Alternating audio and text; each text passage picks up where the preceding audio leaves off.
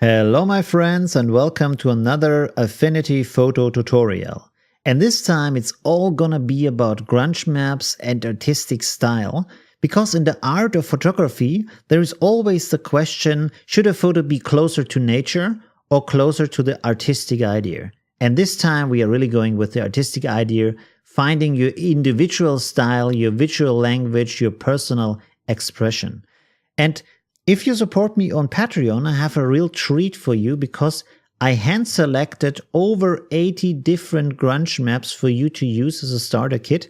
And I also provide all of the source links so you can look at the original artists and find even more other interesting grunge maps for you to use. Supporting me is just $1 per month. So if you want to do it, I encourage you to do it, of course. Okay, let's get started. I prepared two pictures, one of a lighthouse, one of a shipwreck. I wanted to start with pictures who are very normal, like holiday pictures that everyone could take. So you can see here it's a lighthouse, not that good weather, not that interesting as a picture. And we will turn it into a little artwork, something of your very personal style, of your very personal story. So let's get started with it. The first thing we want to do is go up here on File and Place, and then we'll select the grunge map for us. First, let's add a little bit of dirt and grit to the picture. So let's go with 21 over here, put it in here, and the picture's a lot more resolution than we needed. Let's see. Wow, this is a lot of resolution. Let's reduce this. There we go. Reduce it a bit more. And there we have it. Very nice. You can see a lot of destruction and dirt and scratches. So this will give us a very nice impression on our picture. Let's set this to multiply. So we have some very nice scratches directly on our picture. Reduce the opacity so you can see you can set the effect you wanted to have on the picture with the opacity. So that is nice. I will leave it like this for now. We can change it more later on. And another effect I want to show you, it's really nice. I want to hide this grunge map for now. Click on the lighthouse layer and right click on it, go to duplicate. And now what you're going to do is you set it to soft light or hard light. Let's set it to hard light. You see soft light, hard light, it makes the colors pop and the contrast stronger. So this is very nice. And another trick you can use, with this layer selected, you go to Effect and you tick the Gaussian blur box and put Gaussian blur on it. And you can see it gives a dreamy feeling to it. Very nice, soft, dreamy feeling. So this is a very cool effect to use on your pictures. Let's reactivate our grunge map and add some more stuff to it. So let's go up here, Place, and this time we want to add a little bit of color to the sky. So let's reduce this again in size. This is a very nice watercolor map. There we go, watercolor texture. If you put it on the top, you can see, very nice. And let's mix this with the background. Let's set it to soft light, which is very cool. There we go. Again, we can adjust the effect over here. And what we can do, because we don't want to have it on all of the picture, is with the layer selected, we go down here and click on Mask. So this gives us a mask. Click on the small rectangle here, the small icon, so to make sure that the mask is selected. And then we go over to our toolbar on the left and select the paintbrush. Make it a fairly big size and medium opacity, hardness to 0. Make sure that your color is on black over here. And then we're going to paint into the mask. And where you paint, you will see that the effect will be reduced that it has on the picture on the layers below. So now we will get back our nice brick color, the original brick color. There we go. Very good. Very nice. Okay. So this should be enough for us. All right. Okay. So let's go on, add a little bit more. I want to have more color in it. So let's go File and Place again. And we will this time select something like this here, another watercolor texture. Let's push this up to the top again. And let's reduce it in size a little bit. There we go. Control 0 to go back to the maximum size that we can have in this view, so we see all of the picture. With the layer selector, we go to Effect, Gaussian blur again, blur it. So it's really nice and soft, maybe like this. Okay, and now we will set our layer blend mode to overlay this time, not soft light, overlay, so it's more intense in the color. And what we also can do, which is really nice, is click down here on Adjustments and select HSL. Make sure you pull this effect onto our layer, so it's just affecting this one layer here. And now we can turn this around and shift the colors.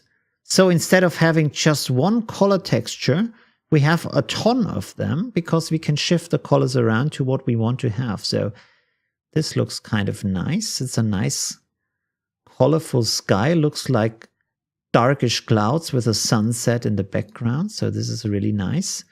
And to unify the colors a bit more, we can use another trick. There's a lot of tricks in this episode. Down here, rectangle tool, click and pull it over all of the pictures. And I already have an orange selected. Of course, you can go to any kind of color. If you click down up here in the fill color, you can set anything. But in this occasion, orange works pretty good. And let's see with the blend modes. Because we want, let's set it to soft light maybe. There we go. Reduce it on the strength. To give it more of a, how can I say?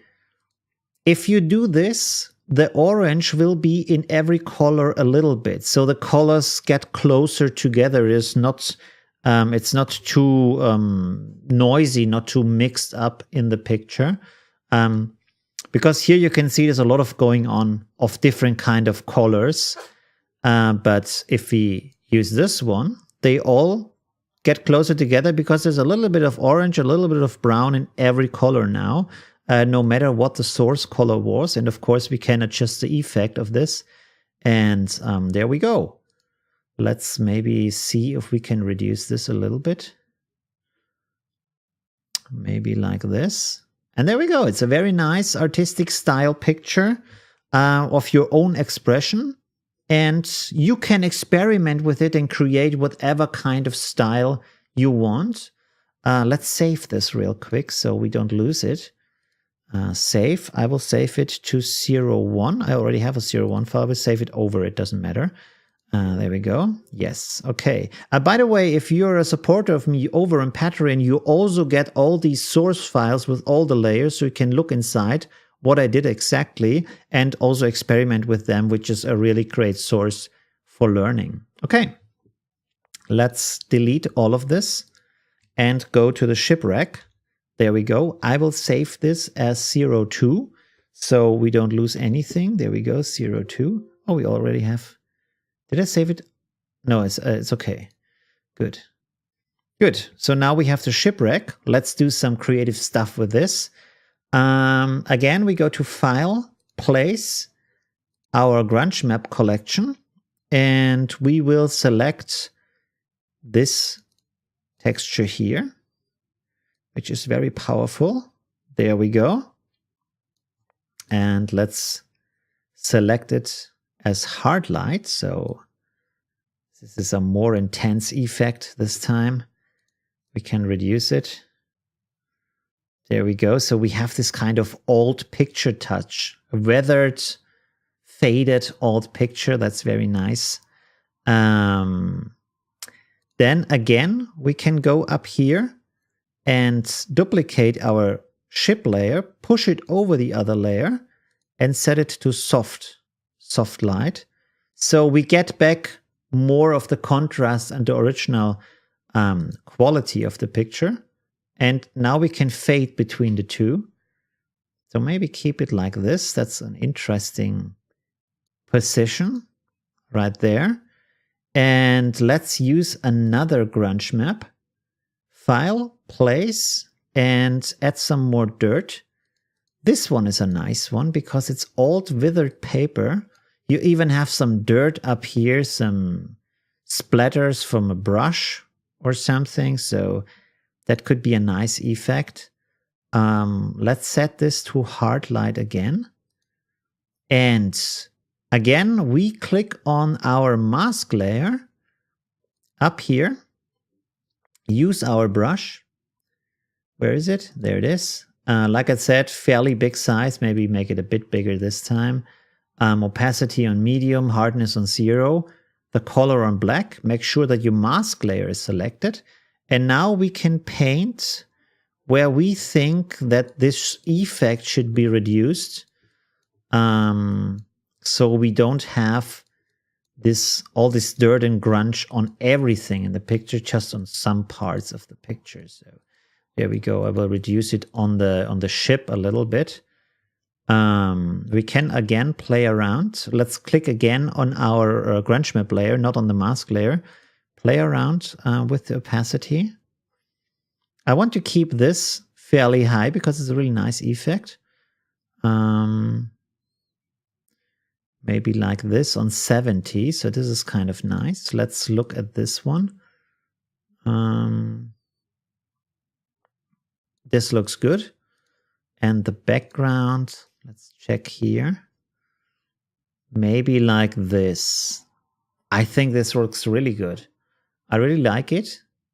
And as you see, it's pretty easy to create your own style, and these grunge maps, they enable you to do so much interesting things, to play around with different effects, to play around with different art styles. And of course you can download, I really would suggest to you that you make a collection of them on your hard drive. You can download hundreds of them. There's so much on the internet to find. I prepared some with a lot of variety in them, so you can use them in your picture and test out how you like them.